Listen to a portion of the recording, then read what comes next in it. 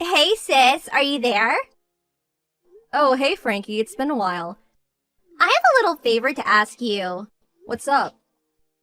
I'm gonna be going home this evening. Would you mind driving over to my mom and dad's place to help me unpack? You're going home? Help you unpack? Me and my husband got a divorce, so I'll be coming home to stay with my mom and dad.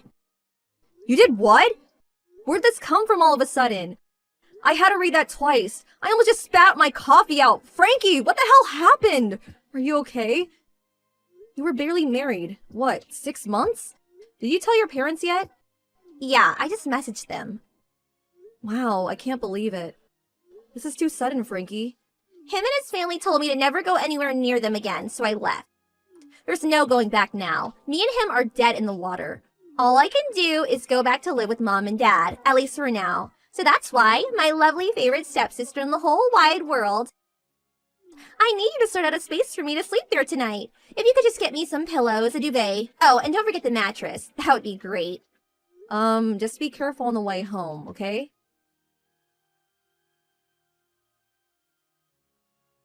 Madeline, is now a good time? What is it? I have a date with my boyfriend today. What? You have a new boyfriend already? Hold your horses, sis. I'm not finished yet. So here's the thing. The plan is to meet each other at the date spot. So I need you to take me out to the shopping mall in A-Town in your car. You want me to drive you there? Isn't that mall at least an hour away from here? It'd take me 2 hours there and back. I'm super busy today, so I'm really sorry, but that's not going to be possible. LOL. Now I've heard it all. A neat, busy. You should become a comedian, sis. You're cracking me up here, LOL. Listen, Frankie, I don't know where you got this idea that I'm a neat from, but I can assure you I'm not. What? How many times do I have to explain it to you?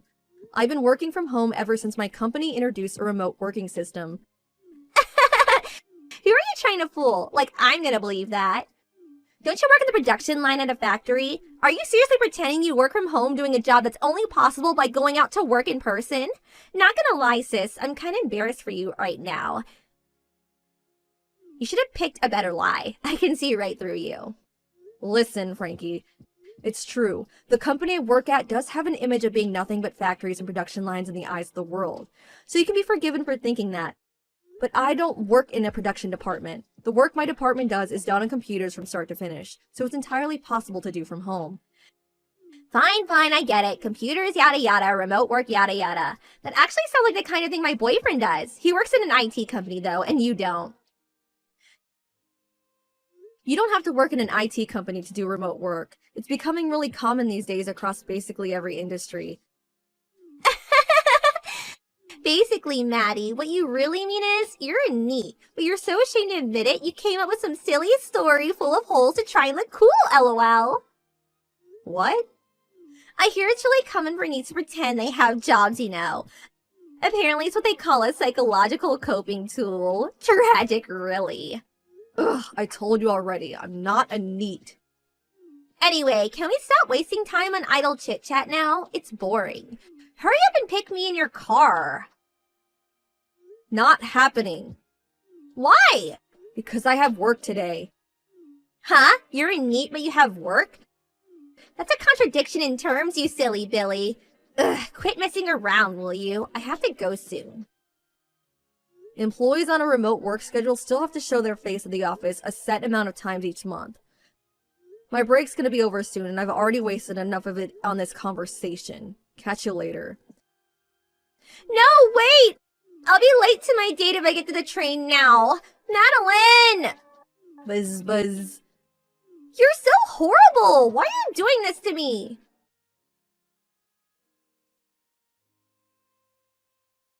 This is all your fault. I was late to my date and now my boyfriend's in a mood with me. Are you happy now? Is this what you wanted? How can you be so cruel? Wah! Good evening, Frankie. I take this as about what you were pestering me over earlier. How can you blame me for you being late to your own date? Isn't it obvious? The only reason I was late is because you wouldn't drive me there. That means it's your fault. My boyfriend is really strict when it comes to punctuality. I got there an hour later and he was in a rotten mood the whole time. He wouldn't laugh at my jokes and had the grumpiest look on his face. If I'm late again, he'll probably dump me. If you were that desperate for me to take you, you could have at least asked me the day before. Why do you need to know that far in advance? You're a NEET. It's not like you ever do anything. Take today, for example. You probably just couldn't be bothered to go out in the car because you want to slob it out playing a video game and eating potato chips in your cave. So you came up with some far-fetched lie about having to go into the office despite supposedly doing a remote work job. I can see right through you. No, I'm employed with a company, so I'm obviously going to have to show my face at that company from time to time. You're in the house 24/7. You're practically a part of the furniture. Since when do you ever go out to work? I explained to you very clearly that I don't work remotely 100% of the time, and that I do in fact have to clock in at the office a few times a month. How can you work on a factory production line at home? For Christ's sake, Frankie, I told you, we're all pencil pushers in my department. We work at desks, on computers. I've had it with you. Just you wait. I'm gonna do some digging and find undeniable proof you're in need. How can you live with yourself? You live a life of luxury goofing off around the house on my brother's dime while he's out slaving away doing an actual job. I'll get him to divorce you. Frankie! Oh look, it's my pitiful need of a sister-in-law. Get back here right now. N-O. Know what that spells? LOL. I'm on apology date right now because someone made me late for my last one.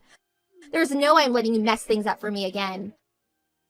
Actually, there's a chance I won't be coming home tonight if you catch my drift. You've been messing with my computer, haven't you? Oh, what's this? Sorry, I don't know what you mean. I saw you letting yourself into my room with my mom and dad's spare key. Huh?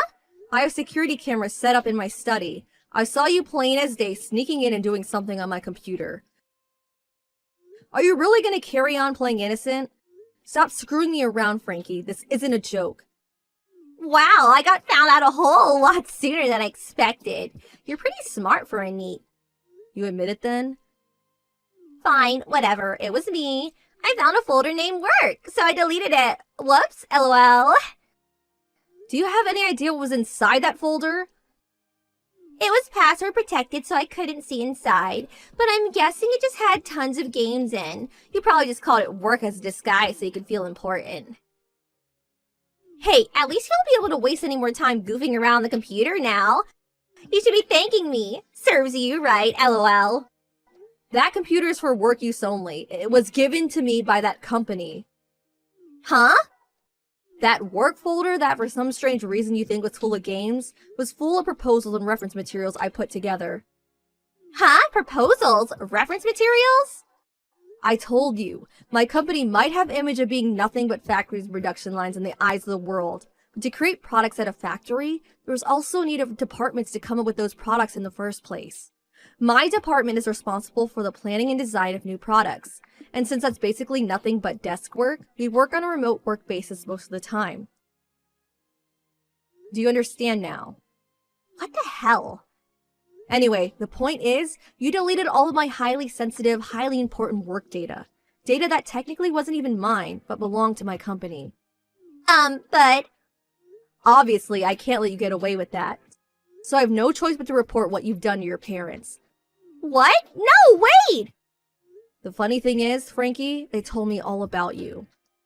Turns out the reason for your divorce was due to the $25,000 of debt you're in because of your frivolous spending on things you can't afford. What's worse, you're still not working, are you? Well, So the whole time you were calling me a NEET, you were the real NEET all along. A debt-ridden NEET at that. I really was shocked. For some reason, I had this image as you, in spite of your quirks, as more or less having your life together. I couldn't have been more wrong. LOL. Shut up! Oh yeah, that reminds me. Your mom and dad told me to pass on a message to you. Shopping needs who go around causing trouble for others are not welcome in our house. Get your things together and get the hell out. That's the message. Bye! Oh my god!